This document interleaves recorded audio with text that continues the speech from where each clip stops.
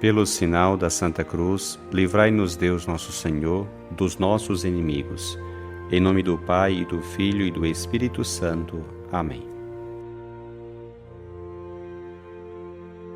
Do Evangelho segundo Lucas. Naquele tempo, os publicanos e pecadores aproximaram-se de Jesus para o escutar. Os fariseus, porém, e os mestres da lei criticavam Jesus. Este homem acolhe os pecadores e faz refeição com eles.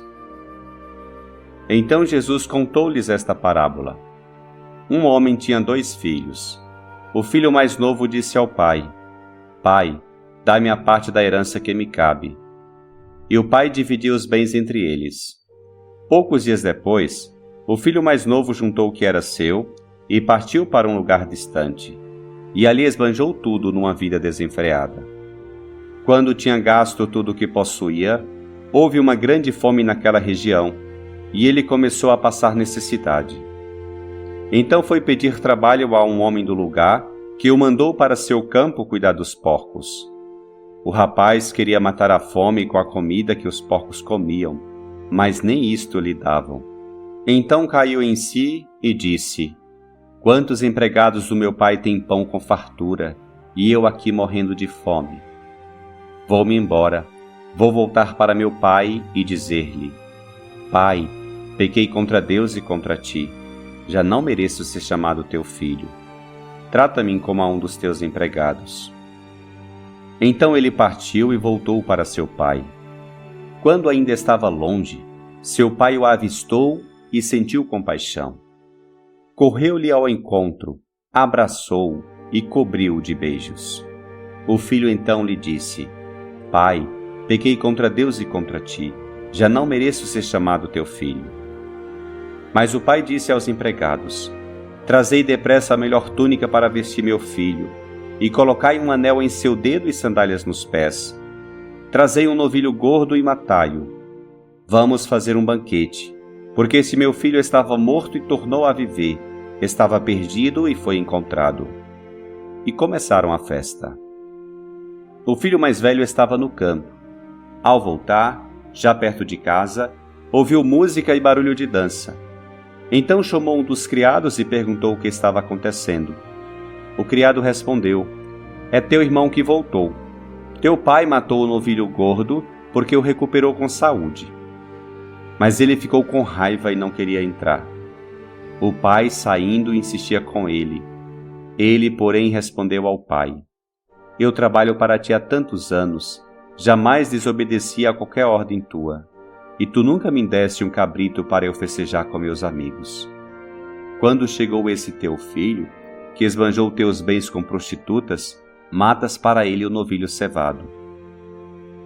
Então o pai lhe disse: Filho, tu estás sempre comigo, e tudo o que é meu é teu.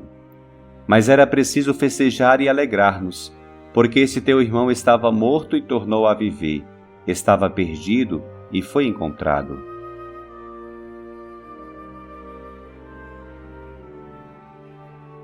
O Evangelho de hoje nos oferece o que, sem dúvida alguma, é o texto mais belo e eloquente de Jesus: a parábola do filho pródigo.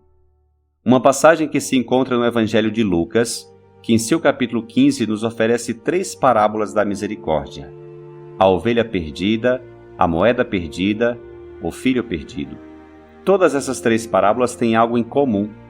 Algo de muita importância se perde. O dono deixa tudo, faz o impossível para encontrá-lo e, quando o encontra, celebra com uma alegria transbordante. Jesus apresenta essas parábolas frente a escribas e fariseus que murmuram e criticam, porque ele acolhe com misericórdia os pecadores.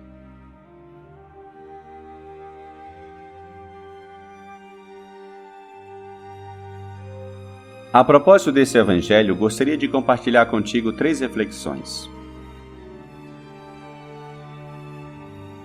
Em primeiro lugar, essa parábola se chama comumente de parábola do filho pródigo, mas muitas pessoas não sabem o que significa a palavra pródigo. Pródigo significa desperdiçador, esbanjador. E a parábola se chama assim porque o filho mais novo, quando pede a herança a seu pai, a desperdiça ruidosamente. São muitos os autores que, ao longo da história, têm chamado a atenção sobre o título dessa parábola. O protagonista, na verdade, não é o filho esbanjador, mas sim o pai, que é quem verdadeiramente esbanja a misericórdia.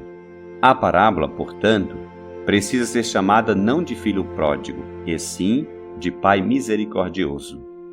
E seria muito bom se tu te identificasses com as personagens que aparecem nela. Esse pai misericordioso, esse filho perdido que desperdiça tudo, ou esse irmão mais velho que não é capaz de experimentar a alegria de estar sempre junto do pai. Porém, sobretudo, seria melhor ainda se saboreasses cada detalhe dessa maravilhosa misericórdia de Deus para com seus filhos, especialmente com os mais pecadores. Tens experimentado tu, em tua vida, esta incrível misericórdia de Deus?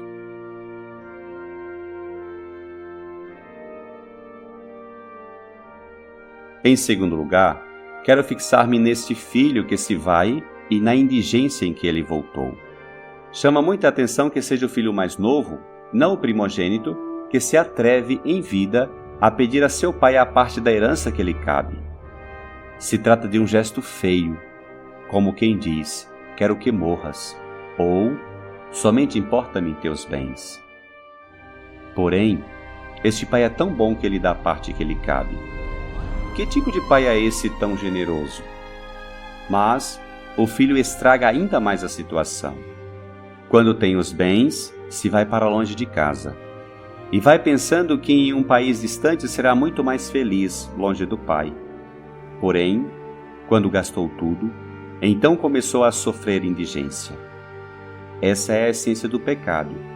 Quando tu te afastas de Deus, acreditando que será feliz, que será mais livre, que desfrutaria mais da vida, dá de cara com a tristeza e o vazio. A parábola expressa muito bem, dizendo que esse filho acabou indo cuidar de porcos, animais mais impuros para os judeus, e pior ainda, acabou desejando comer o que comiam os porcos. Entretanto, aconteceu algo em seu coração de filho. Reconsidera, percebe seu erro, se arrepende, decide voltar à casa do pai, se põe a caminho. Tu também, em alguma ocasião, te afastaste de Deus a ponto de sofrer essa carência, essa indigência, esse vazio?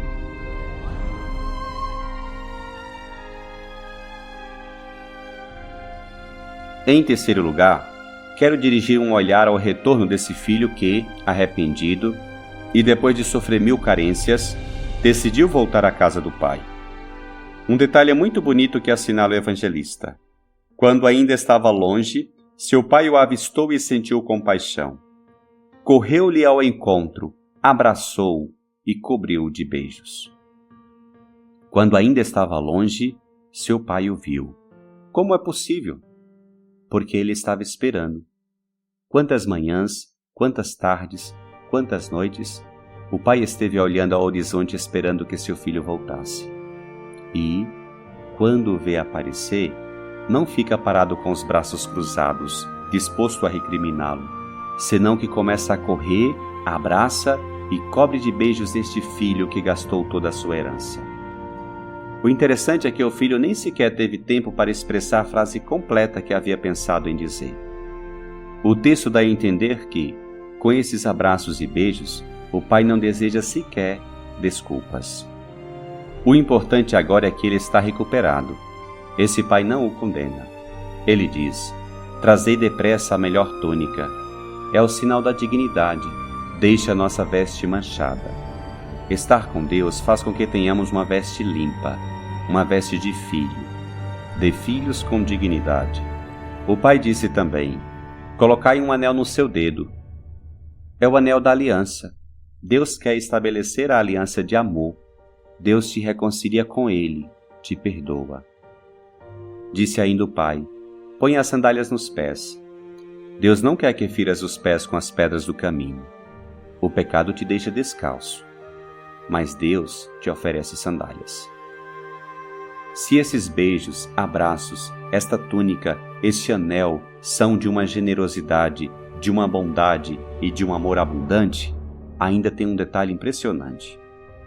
O novilho cevado foi pego para fazer uma festa, porque o filho estava morto e tornou a viver, estava perdido e foi encontrado. No entanto, o irmão mais velho, que esteve sempre com o pai, não teve a capacidade de se alegrar. Ao contrário, demonstra inveja e desgosto porque o pai foi tão generoso com o filho perdido.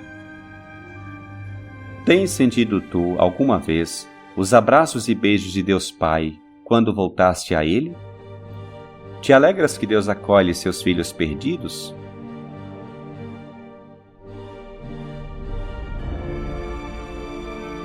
Que este Evangelho te leve a admirar a incrível misericórdia que Deus tem para com os pecadores e a alegria que tem no céu cada vez que tu mesmo voltas a Deus, que tu deixas teus pecados.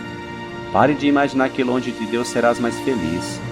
Não te enganes, a felicidade está com Ele. Que o Senhor te abençoe, te livre de todo mal e te conduza à vida eterna.